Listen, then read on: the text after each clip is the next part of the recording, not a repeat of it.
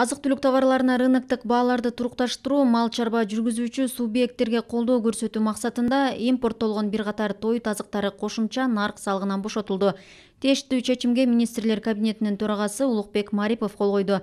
Атап айтканда, салык алынуучу жеткирүүлөр жана салык алынуучу импорт боюнча кошумча наркка 0% өлчөмүндө салык ставкасы 2021 жылдын 15 июлунан 31 декабрына чейин тазаланбаган, майдаланбаган же майдаланбаган, жанчылган же жанчылбаган, пресстелген же дан өсүмдүктөрү, саман, мөмө жемиштүү, жалбырактуу, кызылча, тоют, тамыр өсүмдүктөрү, чөп, беде, кара беде, эспарцет, тоют капустасы, бөрү буурчак, жер буурчак жана ушул сыяктуу дандуу же майдаланган тоют азыктары, жүгөрү, арпа, сулуу үчүн белгиленген. Ушул жылдын 1 июлунан 31 августуна чейин ушул сыяктуу салык жеңилдиги кум шекерге, өсүмдүк майына, ал эми 1 июлдан 31 декабрга чейин малга, анын ичинде жылкы, ири мүйүздүү мал, чочко, кой эчки жана канаттуулар үчүн киргизилген.